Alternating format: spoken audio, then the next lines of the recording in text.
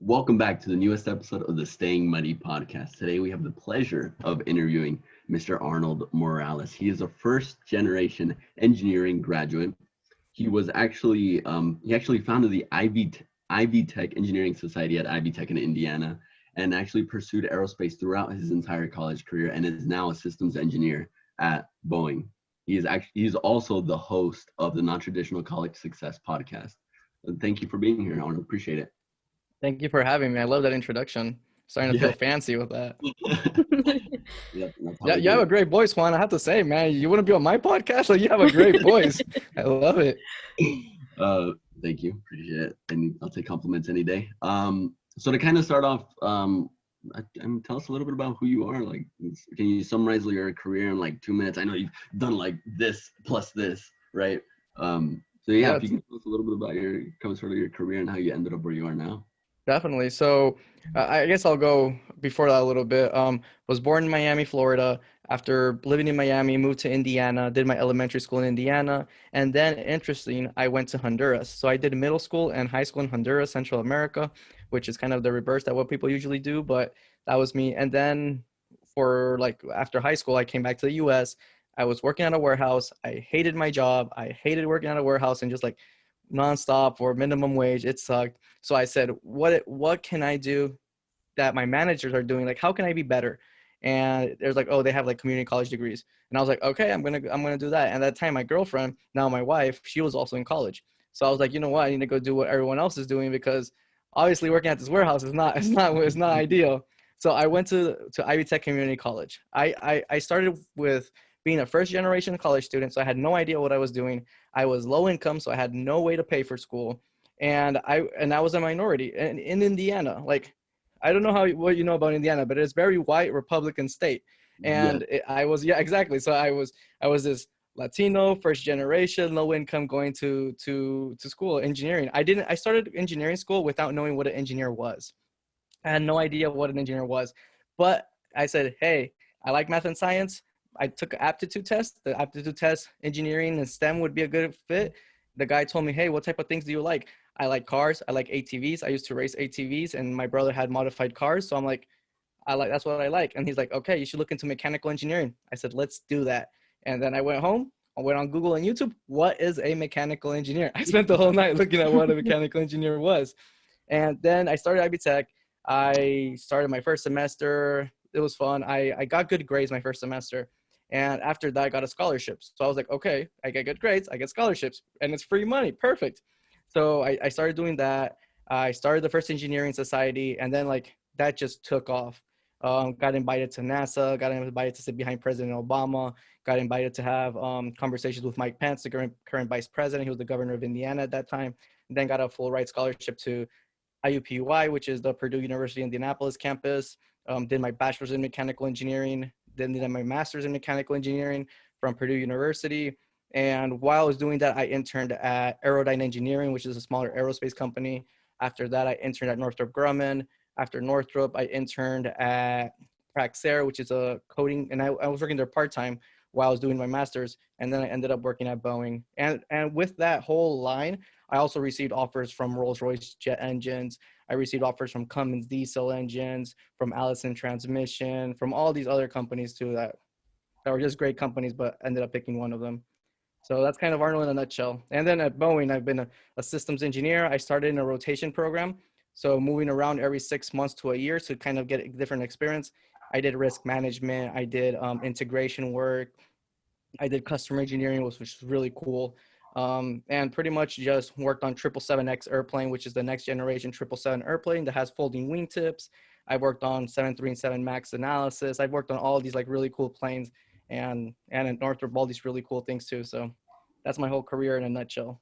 Yeah, that's pretty crazy. I mean, even the fact that you just said like because I was sort of in the similar situation where you said you're a first generation student and you didn't know what to do pretty much, because you don't have family members that have gone through the engineering process. You don't have, at the time when you first started college, like you don't have friends when you first joined, unless you transferred with them. But it's like it's definitely difficult finding that sort of information. It's like, oh, you should be applying to internships here, you should be applying to jobs here, you should be studying X, Y, and Z. So seeing where you came from and how you ended up going through starting your own engineering society to working at Boeing, like that's pretty crazy. Yeah, and that's why I share my story, man, because I want everyone out there to know, like, you do not have to be this person that was just like groomed to be successful in high school. Like, you could be like me, that didn't even know what an engineer was, low income, first generation, had no idea what they were doing, and still make it to the world's biggest aerospace company. So it's definitely doable for anyone.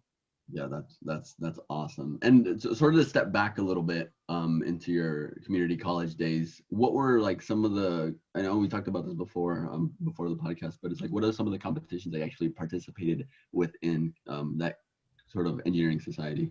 Yeah, definitely. So one competition was this local Indiana competition where it's engineering week. IUPUI, Indiana University, Purdue University, Indianapolis had a competition, which was Bex Robotics. Pretty much they were simulating, actually it was like, oh man, it's like, you know, like little battles of robots where you kind Yeah, of, awesome. so it's kind of like this robot battle, but in theory it was supposed to be a Mario Kart course. So it's like, okay, you build the robots, but it's a Mario Kart course. And then here comes a community college, and we got invited. Here comes these community college students, and we're like, hey, what if we hit one of the other ones? That's okay, right? Mario Kart is okay to hit one of the other ones. And they're like, yeah, sure. So that's how we won. We pretty much knocked all the other cards out. But it was kind of, it was cool because like we're these community college students that were supposed to be underdogs, right? We're the underdogs, and they're like all from like this 4-year university, from Purdue, and all these things, and like we end up beating them just because like we were more resourceful, I guess, and more hands-on experience. So that was that one. That was a local one. Then another one that I was involved with, if you're a community college student and you're listening to this, you need to head up NASA Community College Aerospace Scholars. So that one was like life-changing experience for me, that they paid for a trip to go to NASA. In my case, I went to Marshall Space Flight Center for 3 to 4 days, and we had a little competition where pretty much we had this like Lego Mindstorm robots, and we had like one day, and they ended up like touring NASA and like kind of teaching us a whole bunch of things in two days. But the other day was just a competition where pretty much we were trying to replicate a mission on Mars. And we would work with this Lego Mindstorms, and it sounds much more cooler than it really was. But we try to replicate it, and they let us go in and look at everything, take notes, but not touch anything or not measure anything, because like that's how it is in space. We can't go up to space and measure things. Like, what are you talking about? You're gonna have to do calculations. You're gonna have to think about it. You're gonna have to be able to do this without looking at it, controlling your robot and everything. So that's how it was, and pretty much who collected more moon samples won. And I think we ended up getting second place in that. So that was really cool. Just going to NASA, man, that was just awesome. And the third one wasn't in community college, but I really want to talk about this one for anyone that's out there that wants to do aerospace. Design, build, fly. AIAA, American Institute of Aeronautics and Astronautics, has a design, build, fly competition where you design an airplane, you build it, and then you fly it. It's kind of obvious, but pretty much if you get picked, you go to a Raytheon facility in Arizona, and you got to kind of, you do this like mission with your airplane, and it's just so cool. That was the biggest one we did. We ended up not making it to like the rounds where we can go and fly to Arizona. I don't know. Actually, I think we made it, but we didn't have money to go. Something like that. But I don't remember. But like something happened, but we didn't end up going, or the whole thing got canceled. I don't remember. But yeah, we did that one. That was really cool. And then we actually, I don't want to go too many, but we did like a lot of small projects. But another one that was pretty cool that any student can do was Stratasys Extreme Redesign Challenge. So it was like Stratasys is this big 3D printing thing. So like, what can you make that's 3D printed to do an impact? So in our case, we made a miniature rover that we were like, okay, this rover is going to be used for going through sewers and things like that to find, I don't remember what it was, but it was like either that or it was like bomb rover or something like that for like bombs. We made up like this whole thing about it, but it was pretty much our NASA rover that we had, but we made it sound fancy, so we made it for like bombs or something. But we ended up getting like regional semifinalists for that one too. So those are all like little things that I highly recommend students go out and do. Yeah, somebody who's been in project teams. I also did project teams during my community college days before I transferred to Cal State LA. And even in Cal State LA, like I tried a couple out before I landed on Baja, but I definitely think that it's a great resource for students to get this hands-on experience. And I'm sure that it helped your resume out when you were first Oh yeah. starting. to get the first internships that you did, and of course you make connections in the industry, both at NASA or wherever the competition is held. I know there's always recruiters, so if you're in engineering, join a team. And it doesn't necessarily matter, because Yes. at Cal State LA we have the same ones, but it's good to hear kind of a more broad variety of projects that you did. So maybe, like, in addition to these teams that helped you, get this experience, do your resume, and I'm sure like the project management helps so much too. Oh yeah. But what were like the most helpful resources that you found, like as a first generation college student, starting basically from scratch? Like, what were the things that, I'm sure this is one of them, but what were the things that helped you the most to get from point A to point B in your life and your career and your engineering experience? I think the number one thing that everyone has to have to be successful as a to be really successful as a non-traditional student is not be shy to ask for help. Like, you need to ask for help. If you don't know what you're doing, the only way to find out is reading a whole bunch of information and asking for help. Like, anytime something doesn't make sense, ask for help. The quicker you ask, the quicker you get answers, or the quicker they can make something happen. So that was my case. I asked for help. I wasn't shy to going to ask. So I was at the career services office, getting a resume built, getting now I actually look back and that some advice that I got there was terrible, but I had no advice before that. Like, I had no idea what a resume was. Like, I'd never made a resume before. So it's like, what is a resume? That's how crazy it was. So definitely go to career services. They'll help you find internships. They'll help you with all these things that you don't know what to do. The other one that I really did is like just your school services in general, like financial aid office. Like, it's ridiculous the amount of money of scholarships that's out there that goes unused because no one applied. Like, that's ridiculous. People should be applying to scholarships and no one's applying because no one thinks they're going to get it. So that was good for me because I applied and I got like $60,000 in scholarships. So don't apply anymore when I'm a student, but now you can apply. But yeah, like, students weren't applying for scholarships. I even got one that I wasn't qualified for. So that was cool.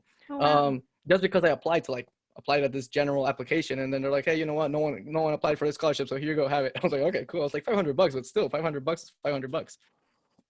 And so I would definitely hit up like career services, financial aid, your teachers, ask them for advice, advisors for the classes, just like asking people. And the other one that I would say is my number one thing that I went to that just changed my whole thing is student organizations.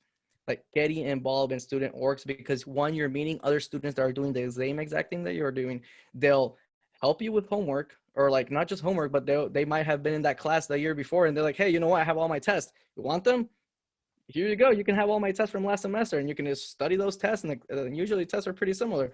And like all these connections, I can tell you like, hey, this teacher's terrible. Don't go to this class. Take this other class instead. It's a much better teacher, or it's a much, not easier, but it's a much better class. Like, you'll learn better information. So like that, being involved in student organizations, and like, that's where you find out opportunities. That's where you find out about competitions. That's how I found out about NASA. That's how I got involved to sit behind Obama, just because I was very involved in school. And so many opportunities came from being involved that is the number one thing I would say students always do: get involved. Yeah, no, you're right. You're absolutely right. And like, obviously doing these student orgs, and it definitely opens up a lot of doors for you. But once you go through those doors, like, what's a big takeaway that you've taken from your undergrad, like any sort of technical or conceptual skills that you've taken away from your undergrad moving forward, like having those doors open, you're like, oh great, I remember doing this in an X organization or whatever. Like, are there things? Students have this problem that especially undergrad students, they always have this problem where they think that they're at school and they'll learn all these things that they'll go use in the workforce. And in reality is like, you don't learn anything in school. What you learn in school is like the basics of like physics and fundamentals of things, and like all this extra calculations and all this differential equations. Like, you might use that if you go into like those specific very niche things, but then when you're in that, you should probably get a PhD or a master's degree. Like, if you want to be an expert in finite element analysis, analyzing beams and stuff like that, then you should probably get a PhD in that and become really good. But like undergrad, you're just there to learn how to learn. That's like the number one thing you're there. So learn how to learn hard and complex things. And then when you get into the workforce, that's where you're going to learn most of it. So, and that's like where I learned most of everything I've learned and that's why internships is so important, because internships, I feel like I learned much more in my internships than actual classes. In classes, I kind of understood basics. And the thing is, like, yes, college is super important and gives you the foundation, but what you need to understand are like the basics. Like, okay, what is a cooling fin? How does that work? How does heat and mass transfer? Like the really basic portions of it, not the complicated equations, like just the understanding how things work. That's what I got the best from college. So the number one thing I got wasn't really technical and conceptual. It was more of people skills, working well with others, communicating. Those were the things that engineers lack a lot in the field, and the ones that do that really well are the ones that succeed really quick too. You did a master's degree, and you're talking about, if you really want to focus on something, then you should do postgraduate studies. So what was your master's thesis about? So I didn't do a master thesis actually. I took classes instead. And I actually liked that because I was like, I don't want to do anything specific yet. Like, I don't want to be a specialized in anything. I like systems engineering because at my internships, I found out that systems engineering was what I wanted to do. Initially, I said, I don't want to be a manufacturing engineer because I had worked at warehouses and I just thought I hated that, which is kind of dumb because the manufacturing engineer isn't really like the warehouse worker. So, but whatever, Arnold, in that moment in life. After that, I was like, I want to be a design engineer because that sounds cool. And that sounds like what everyone wants to do. Be the design engineer. I did that for 3 summers and pretty much 2 years part-time during the school year. And then I was like, you know what, this is kind of boring. Like just me sitting, designing stuff by myself, working really a little bit with other people. So I was like, okay, systems engineering. Want to learn this, working a lot with other people. I'm very extroverted, as you can tell. I do a podcast. So, and I like talking to people. So I was like, okay, systems engineering is what I want to do. So that's what I did for my master's. I took all these systems engineering courses, learning about model-based systems engineering, which is kind of like having a digital twin of the real world. Learning about the basics of systems engineering, which if you don't know what systems engineering is, it's pretty much interdisciplinary approach of solving complex problems. So a lot of engineers working together. It's not electrical systems. It's like complex problem solving, a lot of integration work, like risk management, requirements, all that. So that's what I liked, and that's what I started to do. And I took those 2 classes. I took a FEA class just to learn how to use more simulations and analysis. So I could say like, hey, aside from being this really good talking person, I'm also really technical. I'm really smart. So I took all these other classes. So that's what I did instead of a thesis. Oh wow! You definitely had really great opportunities to sort of dip your toes into like each of those individual positions going through. Because I think a lot of people that don't have the opportunity to have an internship or have that industry experience before actually graduating, they're like, oh, I'm graduating as a mechanical engineer, but look at all these positions: systems engineers, manufacturing engineers. Like none of them say mechanical engineer. yeah, none of them say mechanical engineer, so none of them apply to me. So for those that are out there that are sort of on like, okay, well, I'm gonna have my degree, but I'm not too sure in which direction to go to. Like, can you describe sort of the differences between different engineering titles or like responsibilities and things, like difference between a systems engineer and a manufacturing engineer, things like that? Yeah, so that's going to depend a lot on which company, which industry, and then even inside some companies, it's going to be different depending on like where you work. But a lot of the times it's just understanding like, okay, what general area do you want to be in? Do you want to be in design?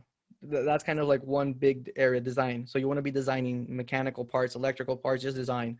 Do you want to be more in like the building, which is like the more of the manufacturing, like actually like process improvement, quality, all those things fall under like the manufacturing, the factories. So when you hear like, when you look at jobs at Boeing or Northrop, you're never going to see like, you might see like, oh, mechanical engineering intern for some positions because students don't know like, hey, you want to manufacturing, you want design, you want testing, you want this, because it's just confusing.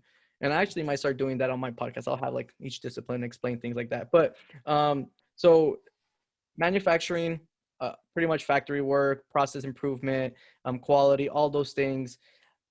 Design work, that's kind of self-explained, designing parts pretty much. Systems engineering is a lot of integration, a lot of making sure that all the people work well together. And you'll only find systems engineer at the big companies. So like if you're a small company, you don't really have a systems engineer. Usually that project management does that. There's project engineers that it's like project management is very similar to systems. And then there's like all these like little specialties out there, like experts in optical sciences, experts in finite element analysis. So you're not going to know what you want to do. And remember, like your first job out of college, it's not going to be your job forever. So you might as well just get a job in something that seems cool and then start learning and moving around. What's better is get internships. That's like the number one thing that will just change everything for your career. Getting internships. And how you get internships, you get involved. That's why I mentioned getting involved at the beginning, so you can have all those things on your resume to stand out. Just out of curiosity, what was the FEA class that you said you took like? What did they teach you? What topics did they cover? Um, Yeah, what was the content of it? Yeah, so that class, we did finite element analysis using, I think it was ANSYS. Yeah, ANSYS. And pretty much we started with like basics, like, okay, how do you use ANSYS? So the class was split up into two. The theoretical part of FEA, which was the boring part that no one wanted to know. It's like, okay, I don't care about how the calculation, like the numbers, like eigenvalues, and we were doing like all these complex numbers. And I'm like, the computer does it for us. Why are we doing this? It was like, okay, so the reason why is like, so you can, once you get an answer on the computer, it actually makes sense. Like the numbers don't seem too crazy. Like, okay, there's a negative force in this area and that's impossible or something like that. But the other part was all using ANSYS and just learning how to do it on how to do finite element analysis on parts. So that was really cool. And then I had another class, which was like model-based systems engineering. So we had like a small FEA portion that I actually used SolidWorks for that portion, which was really cool because once you learn like in one software, then it's really easy to understand how to use other softwares. All you have to do is find the buttons where they are. Mm-hmm. Okay, so going back to the topic of how you kind of moved through companies and moved through industries, you mentioned that, you know, you worked at Boeing and you mentioned that you worked at, for example, what was the name of the company?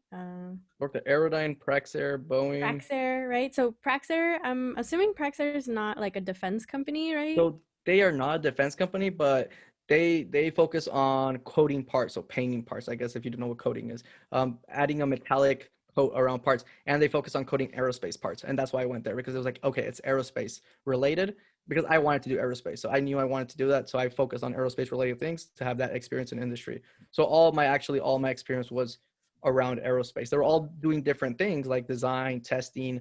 At Praxair was design work completely. I was designing equipment and tooling. So I think that like some of those companies might be a little more like kind of private or Yes.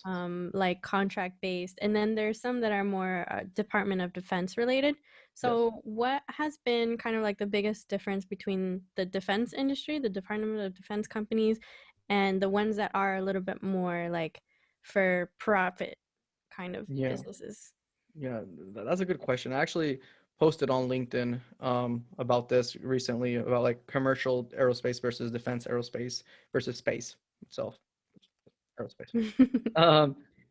So it's interesting because like it depends on the industry. But if you go like into automotive or aerospace and you go into like the commercial sector, like building commercial airplanes or building commercial cars, you will actually learn that it's very similar to like it's a narrow version of defense, which is like you have all these stipulations because of like FAA or like the car, like the highway security and all that. You have all these like red tape, and that's the biggest thing about defense. Like there's a lot of red tape. Things are much slower in defense because they take longer to do because everything has to be very good quality. You can't just because like there's a lot of budget. So the thing about defense, like you have a lot of budget, you have a lot of time to do things, which sometimes gets boring in my opinion because it just takes long to do things. But everything has to be really good quality because that depends people's lives. In commercial depends on what sector. So like if we're doing car parts or things like that, it's going to be very similar where it has all this like red tape, but it is faster. It is faster to do the things because you want to get it out to market quicker. But you do have lower budgets usually, and people care more about how much money you spend versus in defense. It's like the government has a lot of money.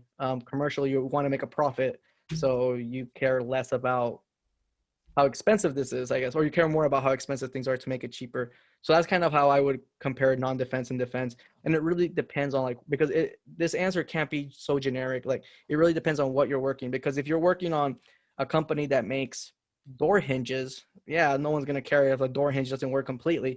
But if you're working in an automotive company that makes steering wheel parts, like that's going to be very important. So it's really going to depend on what you're doing and what industry. Obviously, you spent a ton of time within the aerospace industry. That's pretty much been a majority of your career. But I know you had mentioned that you were into the automotive industry as well, Yes. or you were into cars and like. So personally, like I've worked with cars throughout my entire life, and I ended up working for a company that happens to work on cars, which is, Yep. natural progression, right? But you made a change at some point. You wanted to go into aerospace. Like, what was that tipping point for you? Or was there a moment where you're like, you know what, I kind of don't want to see these vehicles on the ground. I kind of want to see them in the air. So. Yep. Then I still remember that day. It was when I got to NASA. When I got invited to NASA, the thing is, like, I grew up in Honduras, so we have no aerospace industry in Honduras, and for me, that wasn't really like a possibility. I never imagined that someone like me could work at a aerospace company. Like that didn't make sense for me. That was too high to dream, I guess, was my thing. And I loved cars. And I still love cars. Like I really I could go into randoms, but like if I was in Indiana still and I had my cousins and my brother and everything, I would have like at least a modified car or something just for fun. Right now I just have my wife here, so she hates anything related to cars. So it's like, what would I do with a car out there if I'm just parked? But and I barely use my car, because Seattle, it's pretty cool to commute on either the bus or bikes. So I end up using that more than an actual car. So that's kind of weird.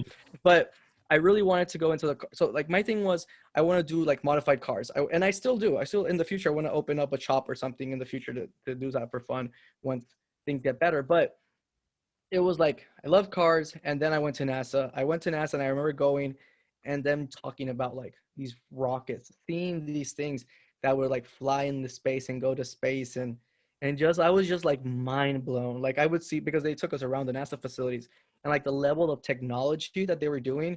It's like cars, okay, what automotive autonomous cars now, that's like the newest thing, but like in defense and aerospace, like we've had that for like years now. So it was like the high level of technology. It just blew my mind. So that day I said, I love you cars. I'll always have really cool cars and fun cars in the future, but I'm going to the aerospace. I feel this is much cooler.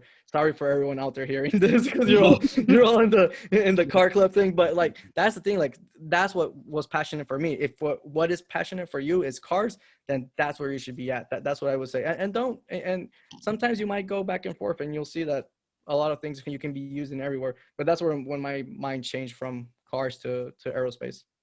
And so far, I don't plan on going back to cars unless it's like having my own cars. But that's about it. Personally. Yeah. So for a brief point in time, you worked at Northrop, and Northrop is pretty notorious for being more defense, I think, than aerospace, if I do say so. And one of the projects that you worked on was their ground-based strategic deterrent. Can you tell us a little bit about that? Yeah. So Northrop is a aerospace defense company. So pretty much we do everything defense, but everything's aerospace related still, like most of it at least. Fighter jets, bomber airplanes like the B-21 bomber that they won, I think Raider, something like that's called, which is the B-2 stealth bomber replacement. GBSD, ground-based strategic deterrence, which is the next generation nuclear missiles, which is replacing Minuteman III. And this is like all stuff you can look up online, so don't think I'm telling you all this confidential stuff. GBSD pretty much is like this $80 billion contract where we're going to upgrade all our nuclear missiles so we can make sure that the U.S. is safe always. So GBSD, it's really cool to work on projects like that. It's really cool to work on, say, hey, I worked on the nuclear missile systems for the U.S. I worked at an Air Force base. That's really cool to say. Once you're doing it every single day and you have all the red tape, it kind of wears down, but it's still really cool to say. Like, I feel so proud to say I work on the 777X airplane. Like, it's going to be the biggest Boeing airplane that we're going to have on the market. It has folding wingtips. We've never had folding wingtip airplanes. So like, it's just really, really cool to say you work on things like that. I feel like if I said, oh, I work designing pencils, I wouldn't be that, I guess, like, sorry for the pencil builders out there, but like, I wouldn't feel that cool saying I worked for pencils. And that's actually a problem that I have, like, with Google. It's like, I don't understand like how everybody wants to go work at Google and say I work on a search engine versus like, oh, I work on nuclear missiles. I just think like nuclear missiles and airplanes are much cooler in a search engine, but I guess they give you free food. So maybe that's why everybody wants to go there for the free food. And like, they get the college students, like the college students like, oh, free food. It's like, wait a minute, college students, you get paid. You know that, right? You'll have money to buy food. But that's a whole nother topic. But yeah, I just honestly feel proud to work on things like that. And that is usually one of my criteria, is to work on a product I feel passionate about. Anything special about kind of like the technology that went into it that's hopefully not confidential? Yeah, you want FBI calling us and everything. No, it's just like it's really high tech. It's really high tech stuff, and that's kind of like that's why it's next generation. And just really cool. A lot of model based engineering, a lot of systems engineering, and that's why I'm getting more into systems engineering because that is the future for all these really complex things. And so new airplanes, new defense programs, a lot of model based systems engineering. That's kind of where the technical things would go into. That's why I kind of push to that area also. Sort of to step away a little bit from your sort of your career path within aerospace. Going into your podcast, Yeah.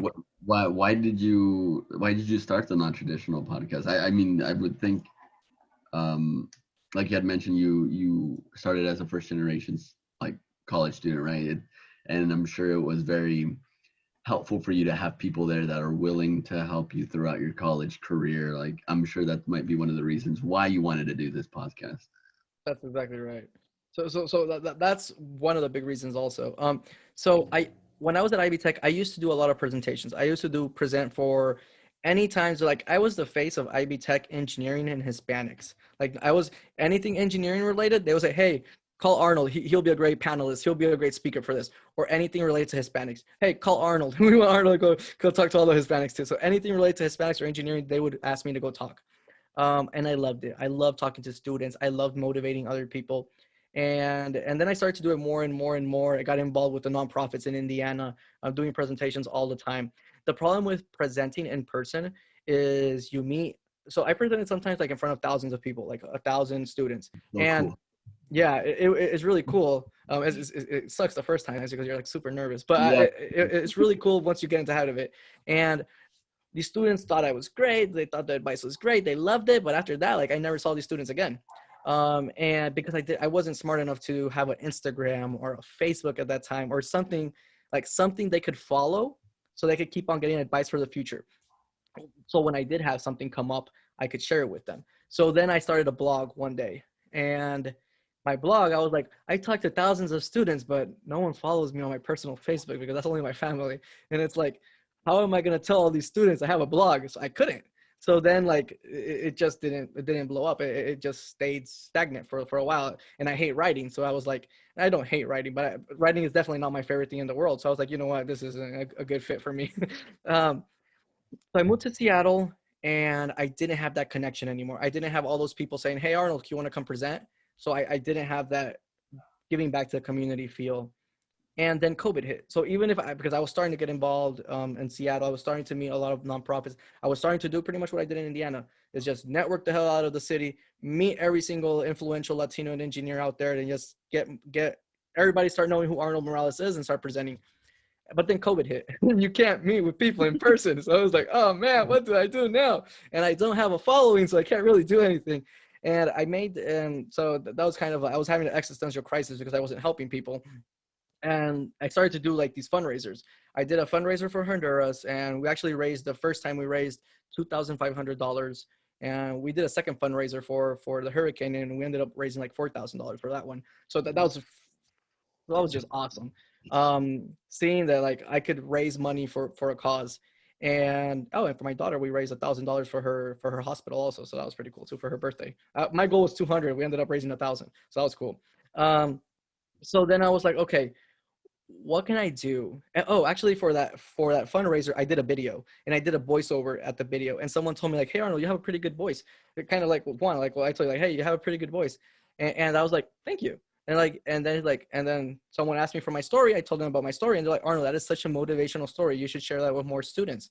And then I was like, yeah, I tried doing a blog. I hated it. I think my blog was about just general success. So that was the problem, wasn't for students specifically. And then I was like, and videos is just too time consuming. It's just way too hard to do YouTube videos. And I really wanted to do YouTube videos about college and experience, just too time consuming. Like, why don't you start a podcast? And I was like, you know what? That is a really good idea. Thank you, Michael Wilson. Actually, I remember Michael Wilson. Thank you for that idea. And I was like, I will start a podcast. That's a great idea. So I started a podcast, and it's non-traditional college success, and it's mostly focused on empowering non-traditional students that are first generation, low income, minorities, pretty much anyone that's not white, male, that went straight from high school to college that has everything paid for. Pretty much anyone that's not that, you can fit in one of my buckets, either second careers, veterans, anything that's not that typical student. We end up focusing a lot on engineering, which is something I don't want, but it's just all my connections are in engineering, so it happens a lot. That's the whole reason of the podcast, and it's grown really well. I think I have 35 episodes up already or something around there, and it's going really good. The other thing that did come out unconsciously from the podcast is LinkedIn content. I've been doing a lot of LinkedIn content, and I'm starting to find more passion in LinkedIn content than actually my podcast, and it's growing like crazy. So if you don't follow me on LinkedIn, you're missing out on daily really cool posts. So Arnold Morales, and I think like in 6 months, I went from having 500 connections to having 5,500. So like 5,000 people started following me in 6 months just because like they like the content, and I'm enjoying doing it. So I'm going to keep on doing that. Oh, nice. This is more of a personal question, because I enjoy presenting as well. Like I love the being able to be in front of people and just either give your own story, just present in general. And you had mentioned that you presented in front of like 1,000 people like this. Like, can you explain to me sort of like the first time when you went through that? Because I think that's one of my, it's like small goals, is to actually be able to do something like that, or actually have something to say where 1,000 people are going to show up and actually listen to you.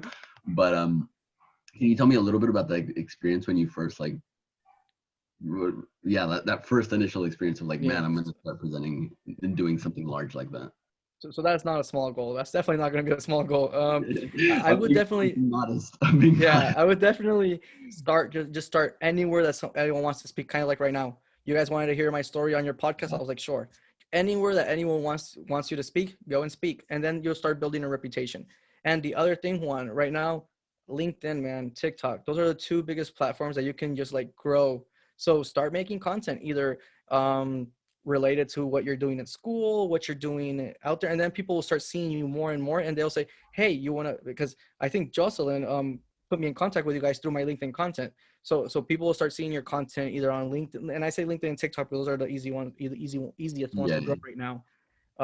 Start doing those, people will start seeing you, and then they'll start saying, hey, you want to come present, you want to come talk to my students, and then you just say yes until the things start growing. And then they say, Arnold, you want to go present at this conference for like 1,000 students? And I was young, and you're like, yeah, sure, why not? That's pretty cool. Okay.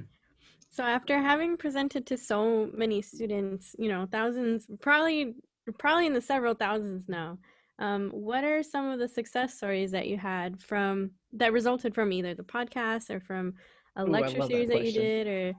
Yay, the podcast success stories. Yeah. Those are my favorite.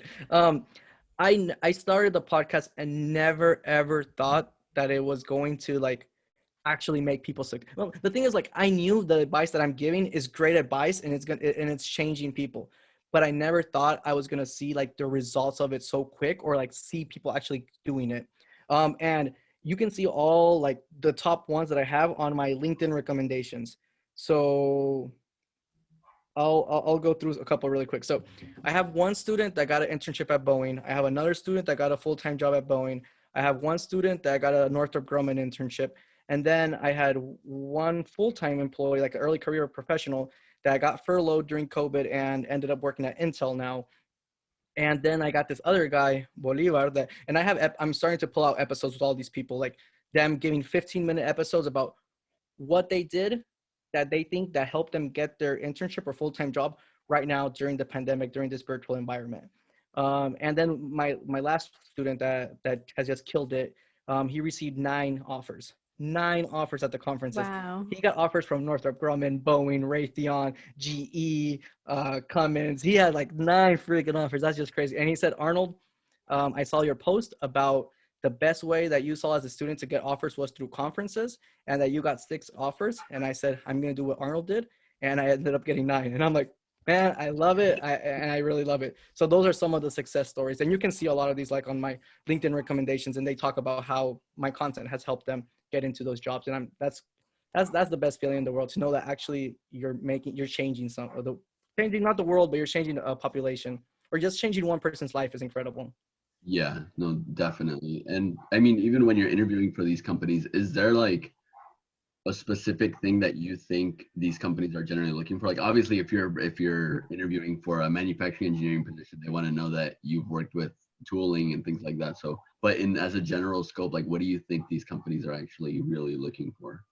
Yeah, so that's a great question to ask me because I've been a recruiter. I've been a recruiter for top aerospace companies. I've been a kind of the hiring manager role where we get to pick which student gets the offer, and pretty much it goes like this. First, I look at education. Is this person education related to what I'm hiring for? If I'm at an engineering conference and I'm looking for engineering students, and someone comes up with a psychology major, I'm like, this is not a fit for like what we're looking for. So first, you're at the right conference, at the right places for the right jobs. That's the number one thing. After that, I look at their GPA as a filter. Like, and the reason why is because it's with their education. And that just kills students sometimes. But anything above a 3.0 for me, it's good.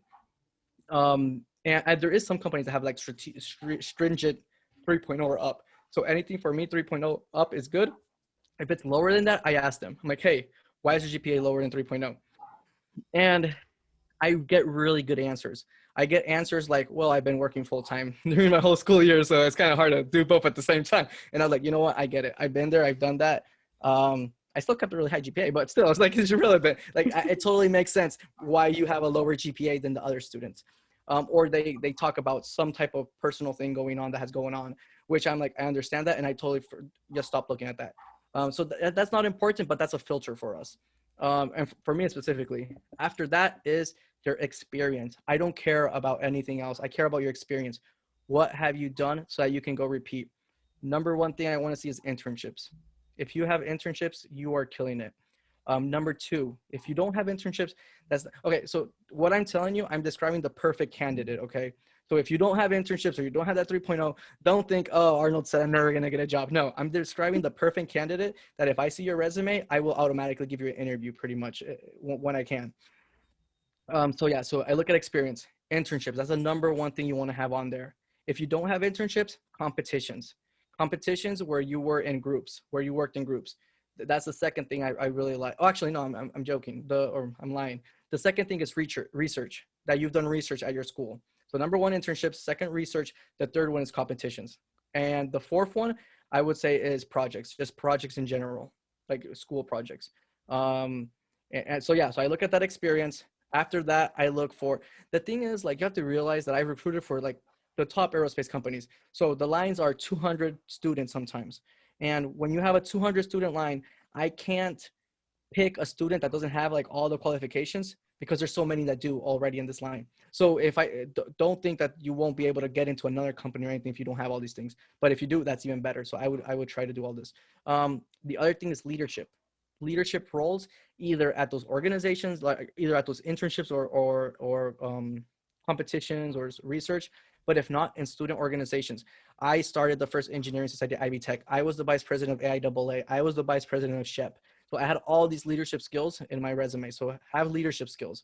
And last but not least, I would definitely try to do some volunteering. Like those are the little things. And if you have some volunteering on there, or like even in those like SHEP or something you did volunteering, that's great. And then the last thing that I look at is this student interested in my industry? Because you can have all those things, but if you don't have like anything that's aerospace related, I'm like, why do I think you want to work at my companies, like the companies that I've worked at, that I've recruited for? It's like, I don't know if you're just gonna take an offer from Google or someone else because they have free food, or you're really passionate about my industry. So if you're passionate about industry specifically, I would make sure you get experience in that industry so you can show. And if you're not, then do some project or do something that shows that you're interested in that industry. So if you have all those, I usually look at your resume and I say, wow, this is great, and I like tag it or put a star in the back, and then I hopefully you are one of the ones that we interview, and then you just have to kill it at the interview. Yeah, definitely. I remember at Cal State LA, mostly at Cal State LA, um, student orgs and like having those leadership positions. Actually, one of the things that I was going to say too was the volunteering. So, volunteering is like a great place. And I tell people like in the Baja teams and stuff too, volunteering is a great place to practice your presentation skills and like talking to people. Like a lot of times we volunteered for elementary or high school level students or people who were going to community college, but were like we wanted kind of them to consider Cal State LA as a school to transfer to and that kind of thing. But it was a really great place to practice talking to people and presenting in front of people. And like if you embarrass yourself or you said something wrong, like They I just don't can't. think elementary kids are gonna remember, you know, they forget the Yeah. next day. And it helps you with like when That's we how I did feel our with college students. yeah. It's funny because that's why, like, I really want to give advice for early career engineers. But I started with college students because I feel like they're going to be more forgiving than early Yeah. career engineers. Yeah, so you know, for your interview and all that kind of thing, like when you're actually interviewing or you're giving like company presentations, if you've never done that before and you never practiced on elementary school kids, like do some volunteering. It helps so much. I used to be really shy, but that's what helped me really fix my presentation skills. And Yeah. The thing what you're saying is getting out of your comfort zone. You have to get exactly, out of your yes. comfort zone. And like I joke about this all the time where I think like the Girl Scout cookies sellers are going to be like the most world life-changing people because they're comfortable getting out there and getting rejected. Those are like the two things: getting out of your comfort zone and being okay with rejections. If you're okay with those two, you will be successful. Like people are like, oh, Arnold works at Boeing, Arnold works at Northrop Grumman. Well, guess what, I applied like 28 times to get into Boeing. I applied like hundreds of times to other companies that said no, Arnold, no. You only need one to be successful. Like you only need one yes. And that's what students don't understand. And volunteering, you learn those skills. And another big thing about volunteering, and go through if you're a college student and you're non-traditional, go through my podcast. You'll see we have podcast episodes about how to win at the virtual career fair. We have how to do the interviews. We have how to do the elevator pitch. We have all this advice on how to do those things. And we have one complete episode about volunteering. And the thing about volunteering is you are doing something for fun with a lot of people that are good people because they're volunteering. You're volunteering, you at the volunteering places, there's all these people that usually are very successful and that like to help. So if you're with successful people that like to help and you're a non-traditional student, guess what? They can help you get a job. They can help you find those internships. They can help you with advice that your family might not know. So that's another big plug on why people should be volunteering. So this will pretty much be our last question. Where do you see yourself in the future? I know you have a bunch of plans with the podcast, and I'm sure you're going to be doing a bunch of stuff. So can you give us a little bit of a tease, a little bit of a movie trailer towards Definitely. Yeah. That's the thing. Like, if you don't have goals, if you don't have your 5-year plan or like what you're gonna do the next year, things are not gonna happen. So you need to have a plan, people. And yes, your plan, like, it's gonna be discouraging when your plan doesn't work. But it's like, okay, it's a plan. It's not like I have to do this. And like right now with COVID, everybody's 5-year plan switched. So like if you 5 years ago your plan was I'm gonna be stuck home in the pandemic, I don't think that's true. So I feel everybody's 5-year plan has switched this year or in the last couple of days. But it's like, okay, at least you have an idea and you have a general compass of where you're going if your 5-year plan is not working. So for me specifically, my goal in the next year and a half is to get promoted into a mid-career engineer. I'm currently still considered early career, level 1, level 2 engineers, like if out of 5, level 1, level 2, then like level 3 is usually where engineers can be an engineer for the rest of their lives if they don't want to get any leadership skills or anything. So I want to be a mid-career engineer in the next year and a half. And that's very quick because I've only been an engineer like in the workforce for 2.5 years. So that's very, some people would be like, oh, that's such a high expectation, but yeah, I need a high expectation so I can meet them. And I've been doing it. So that's a plan. And then in the next 3 years, next 3 to 4 years after that, I want to be a manager. I want to be a first line manager at obviously an aerospace company. So I want to be an engineering manager, not just a manager. I want to be an engineering manager in the next 4 to 5 years. That's my career wise. Podcast wise, that is a good question. So like next year, next year, the plan is, so I've had the podcast for about 7 months now. Starting 2021, it's not going to be a podcast anymore. It's going to be a community. So we're going to have the podcast on, I'm not sure if I'm going to do it once a week or twice a week, but we're going to have shorter episodes once or twice a week, 15 minutes. We're going to have like on Tuesdays where we'll have success stories. On Fridays, we'll have like motivational quotes.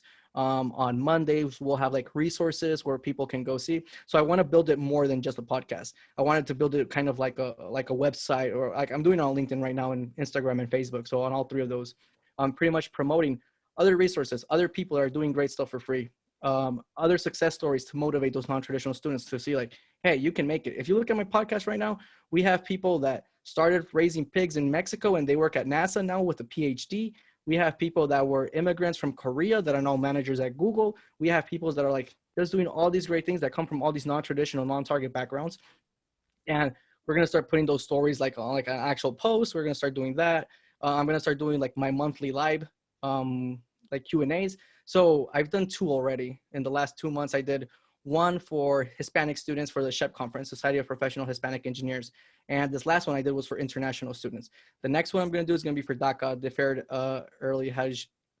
Deferred Action Childhood Arrival. So undocumented students. And the next one after that, I'm going to do women in STEM. So like monthly themed conversations to help specific groups.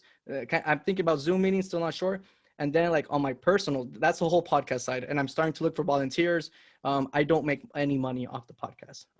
It's like negative $5,000 right now. So like I'm just pouring money into it and just like helping students. I don't know what's going to come out of it, but I hope something good. So I'm seeking volunteers to help with any of that stuff that like they want to add on their resumes, or they like want to meet all these people that I'm meeting that are just incredible people. Man, people like C-level executives, like the CTO of companies, have looked at my profile on LinkedIn just because of my content. I've had on my podcast the retired CTO of Boeing. So like all these like really high level people are starting to like know who Arnold is because of my content. So I want to bring that for other people too. So like any volunteers that want to help with us, then we're going to start giving you some exposure. We're going to start giving you some work. We're going to start having fun. It's going to be like kind of a student org. So that's kind of the plan with the podcast for next year. I haven't planned out too much after that, but I also want to start doing like one-on-one coaching, like where I'm actually getting something like, okay, I want to have all these free resources, but obviously some students still want that one-on-one coaching where they want like, hey, Arnold, I want you to look at my resume after everything you said. I want you to help me prepare for interviews. I am a busy person. So I'm like, okay, I'll do that for a cost. And all that money that I make for that, I'm just going to keep on pouring it into the podcast, because I'm starting, my wife's starting to get mad at me pouring money into the podcast from our stuff. So like I've had two people that are like, Arnold, please give me one-on-one coaching. So I'm gonna see how we do that and start making some money. Also presentations. I'm gonna start presenting more at schools. So if you're a student leader out there, I'm gonna be presenting for free on January and maybe February. I'm gonna be doing free presentations for any student organizations. But after that, I'm gonna need to start charging, because these colleges, they have a lot of money. So they can give us some of that money so I can make free resources for all the other students. So that's kind of what the plan with that also. And then like my personal LinkedIn content, creating more aerospace related content. So anything aerospace related, that's going to be on my personal profile. Awesome. And I mean, I want to roll out the red carpet for you. There's social medias that you want to plug, like LinkedIn, websites, Facebook, things like that? Yeah, definitely. So on LinkedIn, that's the best way to find my personal stuff. Arnold Morales, I have a hashtag, but I just started Arnold the Engineer. Just look for me on LinkedIn, Arnold Morales. I have a little gear next to my name too, so it'll be easy to find. So make sure you look for me on LinkedIn. I post pretty much every day. And then you can find like my Instagram, where that's like more personal stuff. So I don't think people care. A lot of people don't care about my personal life still, but some people do. So it's interesting. Aside from that, for like the non-traditional college success, for that whole effort, LinkedIn, Instagram, and Facebook, all under non-traditional college success. And you'll find there, and you'll start finding other people too that are involved with that have done all these great things. So it's cool. Build a community, make friends outside of your circle. Because if you're from a non-target school, if you're not from MIT, Stanford, Yale, all these companies don't go knocking to your door and saying, hey, we want students. So you need to find those way to get into those big companies. And that's how I found my way, going to IUPUI, which probably none of you know what IUPUI is or what it stands for. Yeah. Thank you so much. Yeah, thank you so much for all the advice and for the insight that you gave about your experience and all these things that you've been through. And I do think that it's really inspiring to hear all these stories from an engineer who started out the way you did. I'm sure that there's a lot around today who feel like they're not doing so well, or maybe they don't know if they can make it to, this benchmark that they have in their heart or in their mind. And yeah, it's just really great to hear it from somebody who's actually done it. So thank you for being on with us. And I've been there. Like you said that's great. I haven't mentioned the struggles, but the struggles is like a huge portion. Like I remember being a freshman and saying to myself, after my thermodynamics class and after my statics class, I'm not gonna be an engineer. This is way too hard. This makes no sense. Like I'm never gonna make it through engineering school. I remember being a sophomore and saying, I am never, ever going to do a master's in engineering. I'm going to finish my college. I'm going to go into the workforce, and I'm never going to do a master's in engineering. I did a master's in engineering. I work at the biggest aerospace company in the world, and I finished my degree. So if I could do it, I think really anyone can do it. Definitely. So we hope to have you on again. And I guess this wraps up our next episode of Staying Muddy podcast. So thank you everybody for listening, and we'll see you guys next time. Thank you for listening to Staying Money Podcast. I'm Mr. You can follow us on Twitter, LinkedIn, Facebook, Instagram, and TikTok with the handle Castle Baja SE. You can also check out our website, Castle Baja SE, if you want to check out more stuff about our team, and we also have some merch on there as well. You can also join our Staying Money Podcast subreddit if you'd like. Thanks again for listening. See ya. The views, information, or opinions expressed during the Staying Muddy podcast are solely those of the individuals involved and do not necessarily represent those of Baja SAE and Cal State Los Angeles.